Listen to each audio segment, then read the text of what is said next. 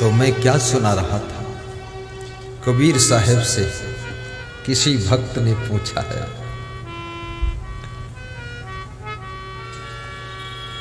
कि ये जीव, ये आत्मा कितने बंधनों में बंधा हुआ, कितने बंधन।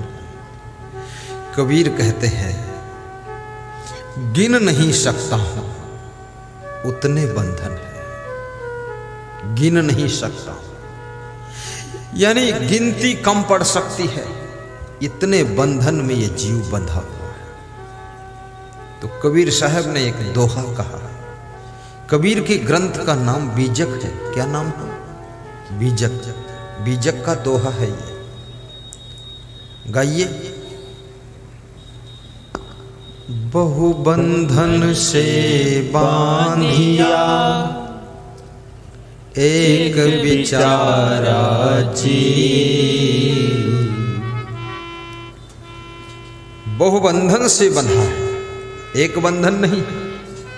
एक बंधन खुल भी जाए तो और बहुत बंधन है। बहु बंधन से बांधिया एक बिचारा जी, की बल छूटे आपने कीर छुड़ावे पी। कबीर कहते या तो अपने बल से छूट सकता है और या तो कोई पीऊ, कोई परमात्मा के समान सद्गुरु मिल जाए, वो सभी बंधनों को काट सकता है। बहुत बंधन है। कोई लोभ के बंधन में बंधा पड़ा है।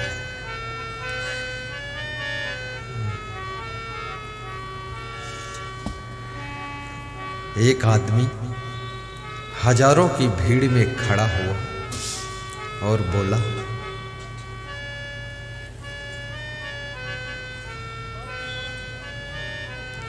किसी आदमी की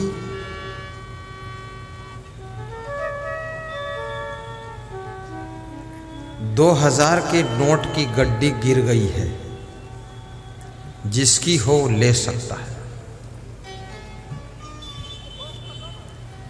50 लोग दौड़ कर आ गए कि मेरी है, मेरी है। तो जो खड़ा होकर बोला था उसने कहा कि अभी गड्डी बांधने वाला धागा मिला है, गड्डी अभी नहीं मिली। ये लोभी लोग दौड़े हैं लेने के लिए। इस दुनिया में देना सीखो। सूर्य सबको रोशनी देता है, सब लोग उसको प्रणाम करते हैं। याद रखना, देने वाले को सम्मान मिलता है।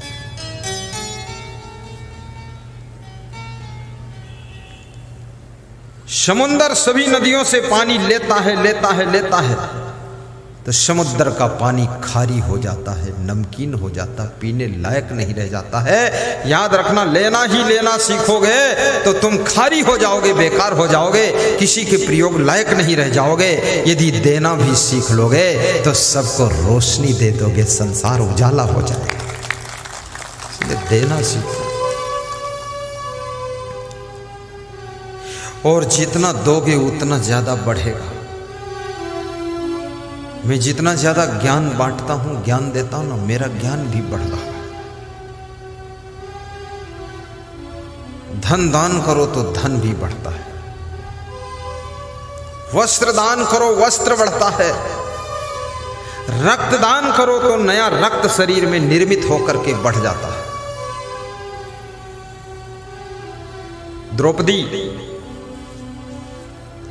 यमुना में स्नान कर रही थी, निकलकर बाहर आती है, देखती है कि एक साधु बहुत देर से यमुना नदी की धारा में जल में बैठा हुआ नहा रहा है। द्रौपदी ने कहा, ए बाबा बाहर निकलो, मैं आपके चरण छू लूं, प्रणाम कर दूं। भारत देश में चरण छूने की बहुत बड़ी परंपरा है, और चरण छूने से बढ़ करके और कोई सम्मान नहीं होता। याद रखना, कोई भी महान पुरुष हो, देवी देवता हो, भगवान हो, चरण लास्ट है, चरण छूकर मस्तक में लगा लिया।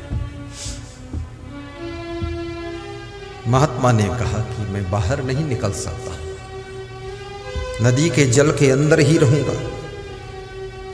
द्रौपदी ने कहा बाबा संत कभी कभी मिलते हैं, आओ बाहर चरण छू। कोई महिला या कोई पुरुष जब किसी संत को नमन करता है, प्रणाम करता है, तो समझ लेना उसको इंसान के रूप में नहीं प्रणाम करता है, उसको भगवान के रूप में देखकर प्रणाम करता है। इसलिए संत को भगवान से भी ज्यादा पवित्र होना चाहिए। संत ने कहा क्षमा करना बेटी, मेरे कपड़े नदी की धार में बह गए। संत तो निश्चिंत था, ढंग से कपड़ा नहीं रखा, किनारे रखा, हवा आई झोंका में कपड़े नदी की धारा में गिर गए, बह गए। अब संत महात्मा लंगोटी पहनकर अंदर बैठा है, नंगुआ बाबा। निकले तो कैसे निकले, शर्म लग रही।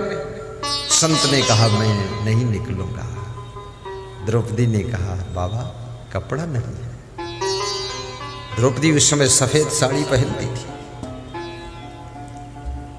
मैं कहूंगा कभी कभी महिला को भी सफेद रंग की साड़ी भी पहनना चाहिए, किनारा थोड़ा रंगदार हो, बाकी व्हाइट पहन कर देखो। हफ्ते में एक दिन, 7 दिन हफ्ते में होते, 7 कलर की साड़ी रखो। और गुरुवार को गुरु का दिन है, गुरु की पूजा करो, सफेद रंग की किनारी रंगदार बस साड़ी पहनकर पूजा करो। ये कपड़े के रंग का प्रभाव भी तुम्हारे मन पर पड़ता है, ये साधारण चीज नहीं। द्रौपदी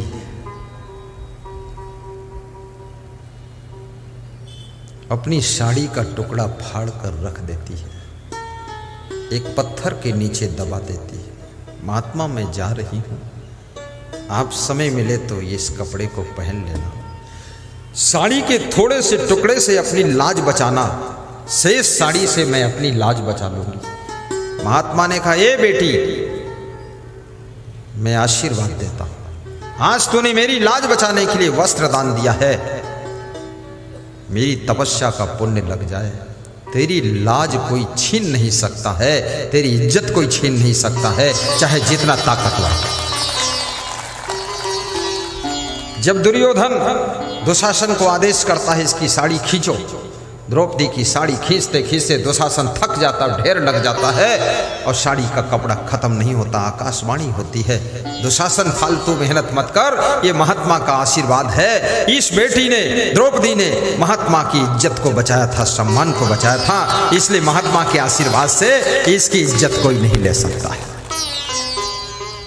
वस्त्रदान तुम्हारे वस्त्रों की उन्नति करता है, अन्नदान से अन्न बढ़ता है, धन दान से धन बढ़ता है, ज्ञान दान से ज्ञान बढ़ता है।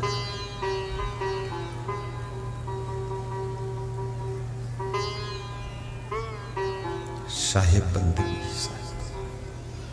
और प्रेम दान से प्रेम बढ़ता है, बुद्धि दान करने से बुद्धि बढ़ती है। और याद रखना भक्ति दान करने से भक्ति बढ़ती है। आज हमारे इस सभा में ऐसे ऐसे भक्त बैठे हैं, एक एक भक्त ने सैकड़ों लोगों को भक्ति से जोड़ा है, उनको भी भक्ति दान किया है, भक्ति सिखाई है, भक्ति दिया है कि तुम भी गुरु के प्रवचन सुनो, उनकी भक्ति करो। और जिन्होंने भक्ति दूसरों को प्रदान करने में अपना योगदान किया है, उनकी भक्ति 1000 गुना बढ़ती चली गई। प्रचारक भक्त हैं। इसी श्रृंखला में हमारे परम भक्त श्री सुनील भारती जी खड़े हो, गंभरिया के निवासी। आपने हजारों लोगों को भक्ति सिखाया, भक्ति दान दिया, गुरुदेव से जोड़ा है, मोबाइल से प्रवचन सुना देते हैं और बता देते तुम भी सुनो। गुरु के जन्मोत्सव 20 अक्टूबर को आपने बहुत बड़ा भंडारा किया था। आपकी भंडारा में बहुत सहयोग करने वाले सभी टीम उनकी, हरे राम खड़े हो जाओ, सब खड़े हो जितना। हाँ, गंभरिया वाले देखो कितना, सिंहेश्वर के टेलर साहब, ये गंभरिया के लोग खीर का भंडारा चला, हजारों लोगों ने खाया और 2023 में प्रोग्राम होगा। भक्ति दान करने से भक्ति बढ़ती है, याद रखना, प्रेम दान करने से प्रेम बढ़ता है। और प्रसन्नता दान करने से प्रसन्नता बढ़ती है। किसी को तुम कुछ नहीं दे सकते हो तो कम से कम खुश होकर के बोल तो सकते हो। ऐसा मुंह बना करके बैठते हो, लगता है कोई भूत प्रेत आया है। थोड़ा मैं हांगकांग में गया था तो हांगकांग के मूल निवासी लोग, मैं एक कुर्सी पे बैठा था तो हंस रहा था, फालतू हंस रहा था। मैं फालतू भी हंसता, कोई कारण था नहीं, ऐसे दांत निकाल के। तो दो पति पत्नी आए हांगकांग के मूल निवासी, बोले आपका फोटो लेना चाहता हूँ। हमने कहा पूछना चाहिए कि ले लेना चाहिए, तुरंत ले लो। हाँ, इमीडिएट फोटो निकालो, फटाफट। फट से लिया फोटो, बोले साथ में बैठ के लेना चाहता हूँ। हमने कहा आ जाओ, कम हियर प्लीज, मेरे पास बैठो। हाँ बैठ गए, फोटो लिया।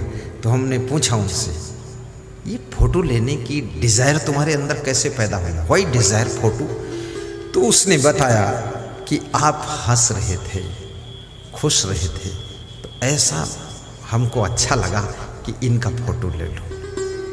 अरे ये एक्टर क्या करते हैं, ये भी यही तो एक्टिंग करते हैं। तो तुम घर में सुबह से शाम तक एक्टिंग करते रहो, हंसते रहो, मुस्कुराते रहो, अपना घर ही महान धन्य हो जाएगा।